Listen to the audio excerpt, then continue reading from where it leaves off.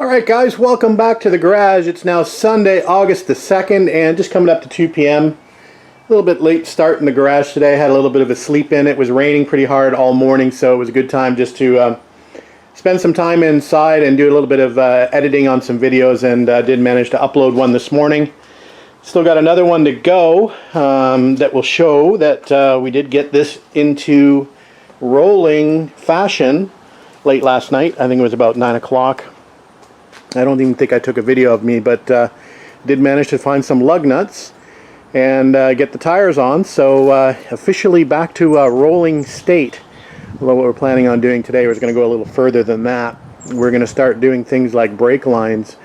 For example, we're going to try to run some brake lines along the chassis. I've got some parts over here picked out of the bins from inside, and we'll put those to good use today.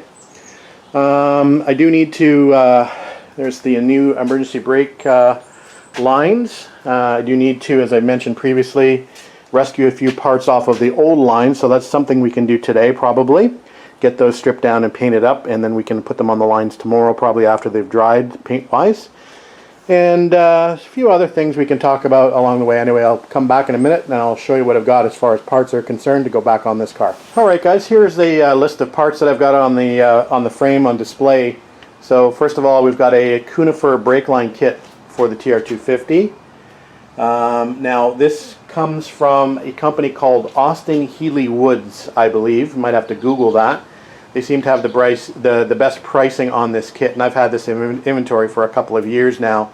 Anyway, it supposedly has all the lines required to complete this project, all labeled accordingly, banded. So obviously we'll have to bend those, but conifer or copper nickel or cupro, whatever you want to call them, are fairly easily bent by hand.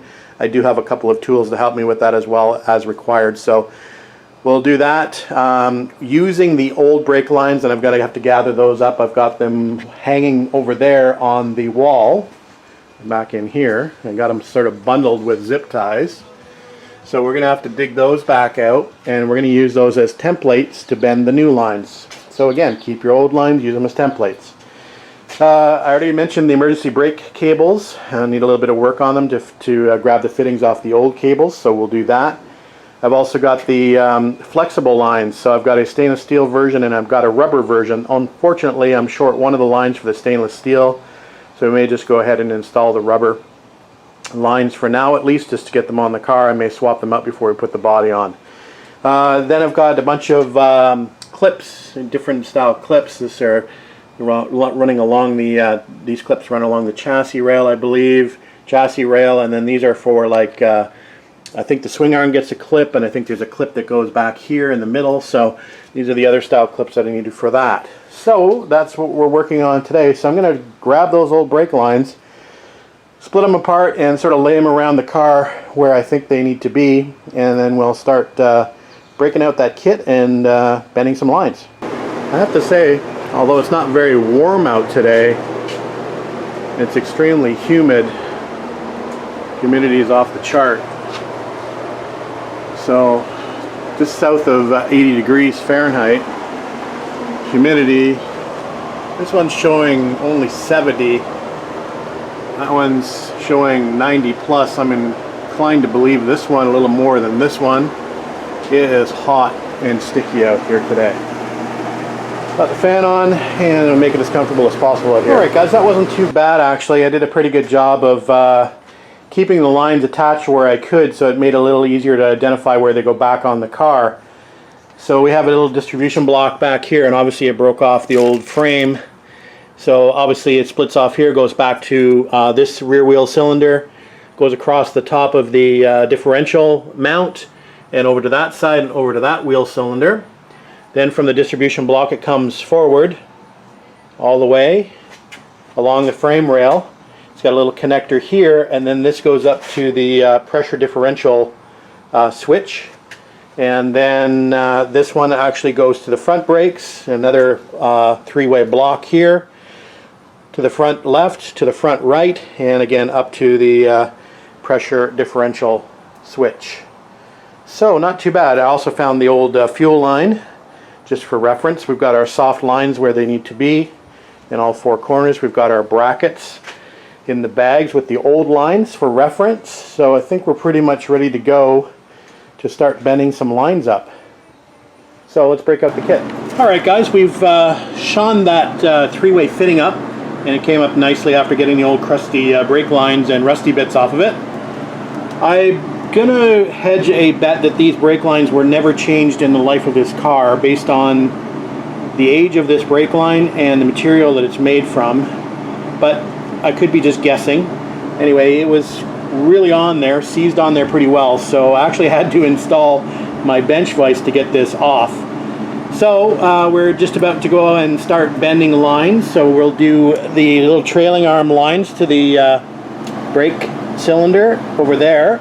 We'll do the top line that goes over the diff, and we'll do the line that runs up the trailing arm to the wheel cylinder on the passenger side. So let's get started. Alright, according to my parts list, let me see if I can just get a better handle on the camera here. I'm looking at 6, 7, and 8. So left rear, hose to wheel cylinder. 7 is the center rear to the three-way union, which I just showed you. And 8 is the right rear. So we'll pick those lines out, and I'll come back when I go to bend them. Alright guys, line number 7. You see that? I don't know if you can see that or not. Anyway, line number 7 is the center line. So we're going to start with that. I think that's probably the easiest one to do. Famous last words. These are the two bending tools I have. Nothing too crazy. Just manual benders. And anyway, we'll see how we do. I might even be able to bend this by hand, but we'll use the tools as required. We'll come back after I do the first one and I'll show you how I did. Alright, don't know how well you're going to be able to see it or not, but there's the first pipe bent successfully without any kinks. So pretty much bent it by hand most of the way, but for the curvy bits, one of the tools, either one of the tools will work pretty well just to make a nice transition in the line. So I'm no expert at doing this. Not a huge fan of doing them, but we'll get her done. So the first one's done, let's do the other two. Alright guys, took me a little while, but we've got the rear lines mocked up and tightened loosely. And I'm finding the lines are a little longer than the stock lines, so that line's running a little higher than I thought it would. It probably should follow more around the bottom line of this frame. There's supposed to be a hook there for it, but if I recall on the TR6s, it's got a little push sort of lock, something like that, that locks the line in. This one actually wants a clip that attaches to the frame from the bottom up. So it's going to be tough without having to bend that line. I don't think I'm going to do that, so I'm going to come up with some other solution on that. So that looks good there at the union. I was looking at the assembly manual, and there's a long side and a short side, and it looks like the assembly manual shows the short or the long side this way, but I think it makes more sense this way, and it came off the car this way, so we're going to put it back that way. I don't know if that makes sense or not. Don't forget your copper washer in here. You got a copper sealing washer that goes back in here, so I put a new one in there. Lock nut up here, star washer. This line's a little long, as mentioned, but it looks okay. I've got the clips on the trailing arm to hold the line directly to the trailing arm. This line's a little shorter and conforms a little tighter, so that looks good there, down to there. So I think those are going to be okay. And we've got the union here, again, lock nut, star washer, and the union down here has got to be tightened up to pick up the trailing arm. We've got the clip there. So yeah, that's looking good. So we're going to move on to this mid line. So there's two parts to this line. There's a rear part and a forward part. So we're going to work on this rear part of this line up to this union here. So we're going to do that now with this line. Shouldn't be too hard to bend that. Shouldn't take us over more than a half an hour or so. We'll see how we do. We've got the rear line run through the t-shirt section and along the chassis rail up to the union, and then we've got that forward piece just up approximately where it's going to go. Hard to tell until you get the pressure differential warning switch hooked up in the body tub, and inevitably this line's probably going to get hooked when we put the body on. It seems to always get hooked on something, so we'll have to keep an eye on that when we drop the body on. So we're going to move our way now to this front three-way block, and it's kind of got some funky bends here on the lines, Anyway, we'll do the best we can to follow the contours of the body, or of the frame, and move these from left to right across the frame. Alright guys, welcome back to the garage. It's now Monday morning. It's a holiday Monday here, so long weekend. And a nice day to be out in the garage. So far 9:30 in the morning. It's about 72, 73 degrees Fahrenheit out here. A little gray outside, but nice and comfortable to work in the garage today. So we're going to pick up where we left off yesterday. I never did complete the front 3 lines of the brake line project that I was working on yesterday. So I did clean up the union here. It's just sitting here on the frame. We've got to find a bolt to fasten that. And we'll bend up those front 3 lines. And then we'll call the brake lines done for now. I do still need to do the clips on the inner chassis to hold the lines solid to the chassis. And we'll do that after we get the fuel line cleaned up. We're going to go with the existing old fuel line. It looks to be in pretty good shape. So we'll just clean that up the best we can, and we'll reinstall that back on the car, and then move on to another project. Alright guys, just installing the soft lines at the front of the car here. And so we've got the passenger side and driver's side lines installed. Just remember that there is a bracket on the old line that you'll need. And this attaches to one of the caliper bolts, I believe. I'll have to figure out which bolt it attaches to, but it's just a just holds the line more structurally sound before it threads into the short line coming out of the calipers. So we'll figure that out in a bit. And the problem is I'm struggling to get this off. So anyway, into the vise it goes, and I think we'll have to add a little bit of heat. I don't want to destroy this bracket, so we'll try heat first, and if that doesn't work, we're going to cut it off. That was kind of interesting, a little bit of a wake-up call this morning. So I was heating up this fitting, and all of a sudden, kapow, the line came blowing off the end here. So that was pretty exciting. I don't know if there's a blockage in the line, and the air expanding, or the brake fluid, or whatever that's left in the line expanding, or whatever. It just blew the line off over and to hit the side of my fridge. So pretty good little pop to it. Anyway, we got that fitting loose now. We'll just let it cool down a little bit before we get it off of there. Got to do the same to the other side, so we'll be a little bit more prepared for the bang on the other side. Whew. Alright guys, front brake lines are now installed, not permanently. I still got to take them back off and add a little bit of brake grease to the fittings.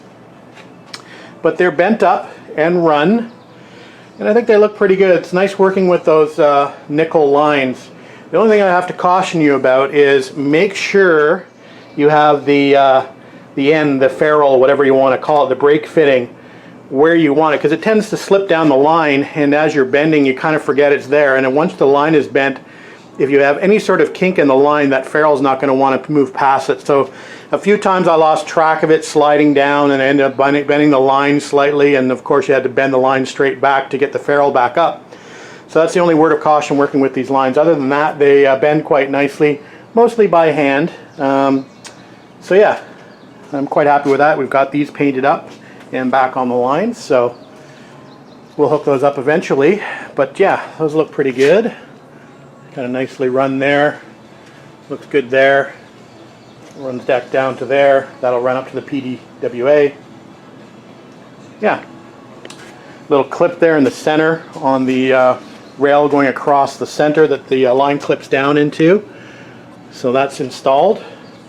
So yeah, so I'm happy with that. So let's move on to the next project, which will be the fuel line. So we'll clean that up, probably with some steel wool on the outside, and we'll just throw some brake cleaner through it on the inside, and we should be good to go with that.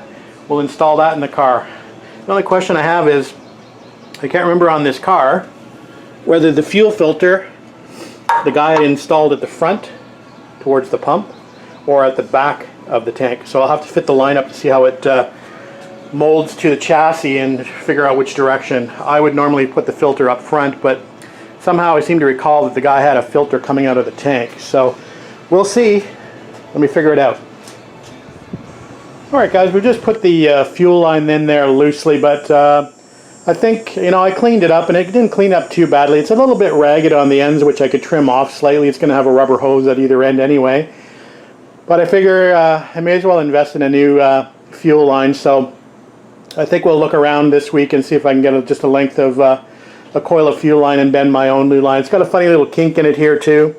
Doesn't quite conform to the frame rail, so we'll look for a new fuel line this week before we go ahead and I don't want to clip it. These are the clips to clip the fuel line.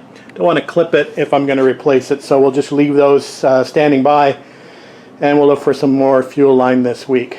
Okay, next job, emergency brake cables. So I've mentioned a couple times I got to retrieve a couple pieces off the old cables, so we'll break those down and take the parts what we need, and then we'll transfer them to the new cables, and we'll come back. Alright guys, we just have the emergency brake cable in the vise, and we're looking at the parts that we need to retrieve off of it. So we need this little forked bracket, the square nut, and the lock nut, although I could probably find a new lock nut for it. This one is missing its clevis pin and split pin, so we think I know where another one is. We'll have to do a little bit of a search for it, but I've got an idea where one is, so that's good. So let's get to work. So we'll probably have to spread that little forked bracket a little bit just to get that nut off, and then we'll clean them up, paint them up, and put them on the new cables. Alright guys, we have the old parts installed on the new cables. They're looking good, all painted up and shined up. So we've got new nuts here on the blocks that install in the trailing arms. We've got the clevis pins and the split pins ready, so we'll go ahead and we'll install those now. Alright guys, emergency brake cables are now installed, and the only really fiddly bit is getting this nut started underneath the trailing arm here, which holds this little block on, which holds the cable to the trailing arm. That can be a little bit of a challenge if you've got big hands like me. Anyway, they're on and they're secure. The split pins are in but not locked down yet, because we're going to make some adjustments to the brakes eventually. Just a quick note on the cables, they actually do cross exactly as you see them when they go into the car. So they do not go straight in the rear bulkhead. They actually cross and go in. So just a quick note there. Alright guys, I'm going to take a break for lunch, 1:20 or so. Been working out here since, when did I get here, 9 o'clock, 9:30? Anyway, I'll take a quick break for lunch, and then we'll come back out and figure out what to do. Still got to work on that sway bar, but anyway, I don't think I have all the parts to do it, but we'll do a little bit closer inspection. Alright guys, just in from upstairs looking for more parts, and I did find some sway bar bushings, so we're going to see if these will work for me. I found one end link only. For some reason I only have one. And then I got a myriad of other stuff that I've just got in my collection of parts. And fortunately I have these new mounts which I think I'm going to be able to use. There is the one, I think I only have one so far that came off the car. The other must be in the bin somewhere, along with the original bushings for the sway bar that I cannot find. So anyway, we've got new bushing holders that we can use, and new bushings. All of the rest of these bushings I don't really require, because the stabilizer links where the bushings are already come bushed. So anyway, dragged the sway bar from downstairs, and it looks good. Again, it was another power hour refinish job. So anyway, I would like to find the original poly mounts that I had for these bushings here. They must be in the bins still. So I might break down and go through the bins again. I'm pretty close to being at a stage where I need to find all the engine parts anyway. That's the next phase on this car. And really the only the sway bar I think is the only thing that's really left that I can do on this car before I start going after the engine bits anyway. I'd always said that starting Tuesday we'd switch gears. Once we got this into a rolling state, we'd switch gears and start working on the engine. So it's getting to be about that time anyway. So let me figure out what I'm going to do as far as the sway bar is concerned. And like I said, if I find those bushings, maybe we'll go ahead, or I'll see if I can utilize the bushings that I have. If I'm comfortable with those, we'll go ahead. If not, we'll look or wait and find the ones that I have stored away in the bin somewhere. I don't know what's in those two bins up there. I've never looked at those in a little while, nor do I know what's in there. I think the blue one is a wiring harness, but maybe I'll check those bins out on top. There's a few other parts that I know that I'm missing that I haven't found, like the rear wiring harness, like for this car is somewhere, but I haven't been able to track that down. So it's probably in a bin somewhere that I just haven't located. Alright guys, enough rambling. Alright guys, just ran into another small issue with the sway bar mounting. So here is the original radiator protection shield to this car, and it was in a little bit worse condition, worse for wear, than another spare I had. So we took the spare, and if you recall, I made some reinforcements to it around these holes here. And now I'm just going to look at the brackets, and you can see how the old shield has 4 holes. So I need obviously this bracket mounts underneath the shield this way from the bottom up. But you can see when I line this up that the outward holes actually line up for this bracket. The new shield only has the inner holes, so that means I need to drill 2 more holes on the outboard side. Now the only issue with that is the frame is going to interfere with that where these 2 are located, so I'm going to have to probably drill something a little closer to the center of this shield in order to make this fit. So just a few other things that need to be done to install this sway bar. So it's a funny thing, sway bar is becoming the nightmare of this frame rebuild so far. It's throwing curveballs at me. Anyway, we'll get her done eventually. Raining out, and I'm very confused. So let me just step over here for a sec. I don't think that gold sway bar is right for this car. I think that's for a TR3, which is odd because, as I'd mentioned, this is the shield off of this car originally, so it looks like it had an aftermarket sway bar based off also the brackets that I have in the bins. However, I've got this sway bar, and I believe this is actually off the car, because I think those little side mounts actually bolt up here at the side of the radiator protection shield. So something is strange. Anyway, going to require more research. I have to go look back at my old videos and see if I can figure out what's going on. Well guys, I think I'm losing my mind. So I did some research, went back through some videos and some notes, and this gold bar is definitely the bar that came off of this car. The bar that you see under the car is actually off my, I have 3 TR3s, or had 3 TR3s. That is off a parts TR3. I know they didn't come with them, but that was an additional addition by the previous owner. Alright guys, I'm scratching my head a little bit. So the gold bar is definitely off of this car. Gone back and done some research, watched some videos.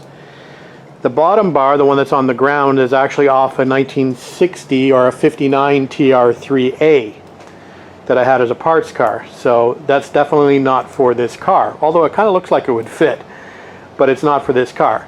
So this gold bar is definitely off this car.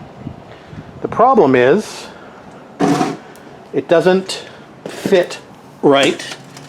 If I know the suspension is down, and I know that geometry is going to change, but when I flip this bar up, I don't know if you can see how far the ends of the bar go back. They're way far back. Actually almost to the first bolt on the lower control spring pan. So something is odd there. I can't even, if I was to try to even get this link to move back that far, it won't even go. So the only thing that I'm thinking may have happened on this car, and again I don't have a half decent reference, I do have the new mounts bolted up. The only thing I can think of is perhaps this may have not been the correct sway bar for this car, but the previous owner decided to try to make it fit.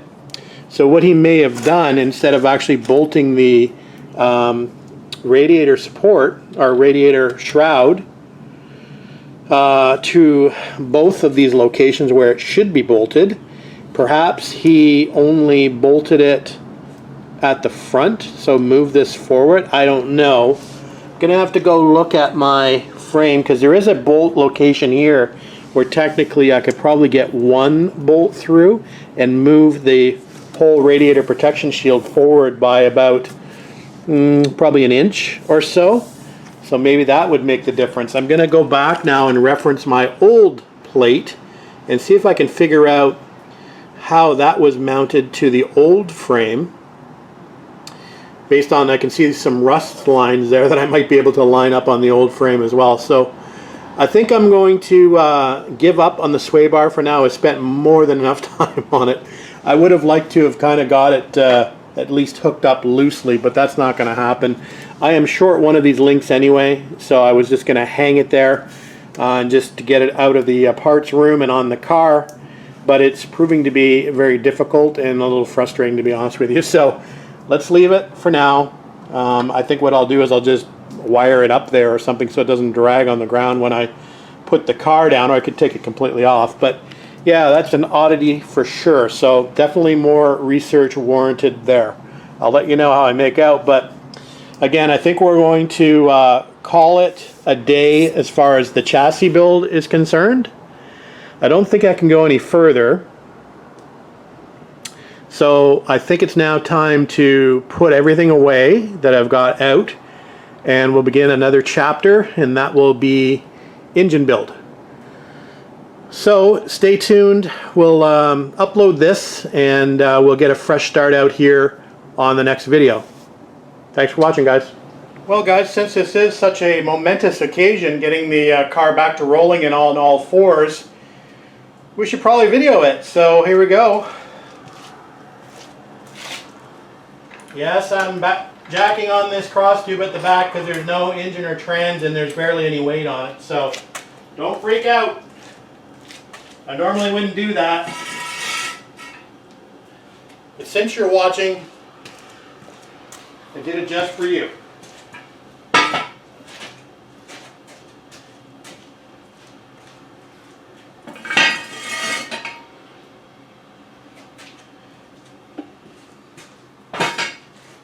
Okay. Rear coming down.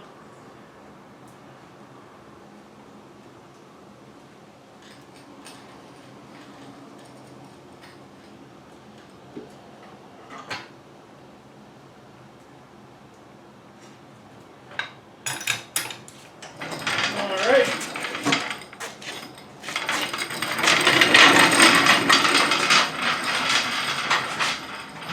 Yes, I'm going to jack it on the cross tube here as well. Might need a block of wood though. Don't do this at home.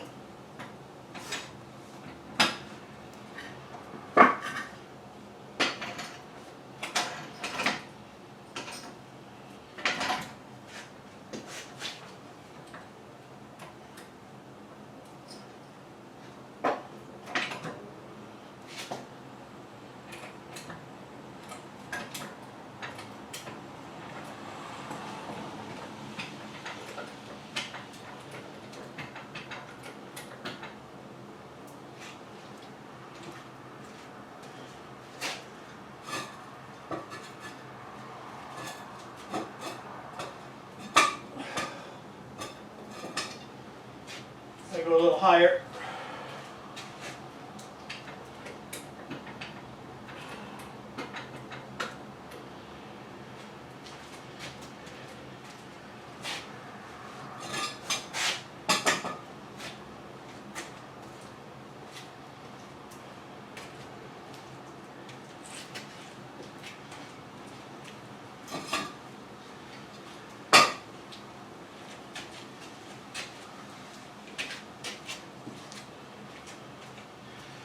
All right.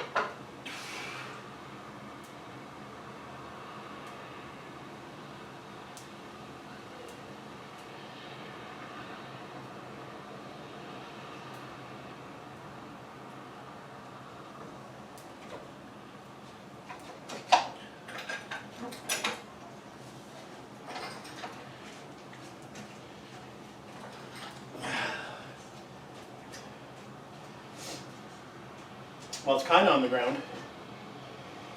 I gotta get my lower profile jack to get that jack out. Anyway, you get the point. Alright guys, definitely a big milestone with the car back on the ground. I'm not sure how many days and years it's taken me to get back to this point, but it is what it is. Anyway, we've had fun along the way. We've made a lot of progress in the last number of days. I think we started this on Wednesday by collecting parts, and by Monday night it's pretty much completed as far as I can go anyway. So obviously next thing to go in are the engine and trans. The engine, as you know, we will be rebuilding hopefully starting this week. Trans is already done and been tested on a jig in Alin's shop, so that's ready to go back in the car. It's been all cleaned up. There's a few things we need to do with it. Obviously we're putting a new clutch in. I've got the flywheel resurfaced for it, for the back of the engine already. We're going to drill the cross shaft, put a special pin in there, and do a few other things along the way. We've got, I think, a TRF Magic clutch kit for that car, so got the Koyo throwout bearing to install, etc., etc. Got a beautiful new old stock exhaust for this car to go on as well, so we'll pretty much do what we can do before we put the body tub back on. And yeah, we're looking forward to it. So I've invited Alin to the garage for next week, or for this week actually. It's going to take me a few days to get all the parts organized for the engine build, but as soon as we do, Alin has volunteered to give me a hand putting the engine back together. He is more of an expert than I am in that regard, so I'm going to be depending on his expertise, particularly when it comes to doing the timing. So I know he's got his degree wheel, etc., and all of the little tools he's made to help out with that along the way. So he's going to be a big help in the engine build. Again, I have most of the parts to do that standing by, so I don't think we'll have to wait too much. Just a little bit of the stuff for the head I'm waiting for, and but we should be able to do the bottom end at least, and make some pretty good progress on that, hopefully by the end of this week and into the weekend. Alright guys, back to your normally scheduled program. Thanks for watching.